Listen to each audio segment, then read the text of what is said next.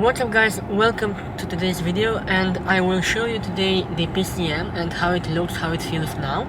And the most important thing, I will tell you how much range we've got and based on what conditions, because I think with the math that I'm going to show you that we've got a little bit more net capacity from the Performance Plus battery. First thing I want to mention is the new PCM. Of course, you'll see the new colorful design. I started to really get used to the new layout and the new colorful icons. It seems that they used the entire screen rather than 3/4, and not only that, it seems snappier, if you want to call it like that. The navigation media phone, every single menu is identical, just the icons and the layout is a little bit different. It seems snappier, it seems more up to date, and in photos it doesn't look that good, but I assure you, in reality it looks so much better because of the quality of the display and the fact that it is more usable.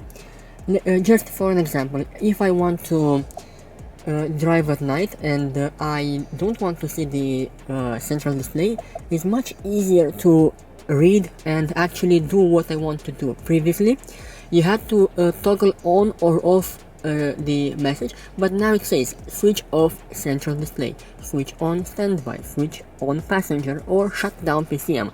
Is much more human, I should say. It seems that it's a lot smarter in how you use it, because you can toggle on Apple CarPlay and Android Auto just from a button.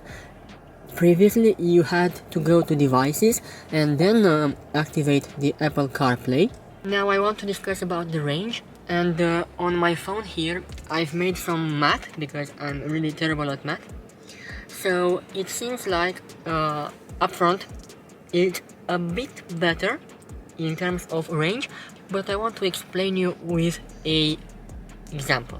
A range example. I started with 95% and I arrived with 48% in my previous trip. So at 95% it showed 420 kilometers, and now at 48% it shows 48 kilometers. It shows 48% and 208 kilometers. Results in 47% of used battery and 185 kilometers. I deducted the 393 kilometers of real estimated range. In fact, what it shows right now after a day of using, there is an error of 6.5%, but now, because it shows the real range, it should be 100% accurate PCM. So I arrived at the charger with 47% and I charged to 99%, and the charge was 44.8 kilowatt hour. I will show you in the application. So I charged 44.8 kilowatt hour last night. So 52% of charge results in 44.8 kilowatt hours. Deducted 100% would result 86.2 kilowatt hour with a margin of error. The net capacity that is official from Porsche says that it has an 83.7 kilowatt hour for the 93 gross capacity, the Performance Battery Plus. That would mean a 2.5 kilowatt hour of more net battery, which transformed in kilometers would show a 10 kilometers more range in these conditions. How accurate is that? I don't know, but this is what I saw in the last week of driving the car, and I really want to show this with you and share my opinions with the audience here on YouTube. What I deducted from the last 1000 kilometers of driving with the new update.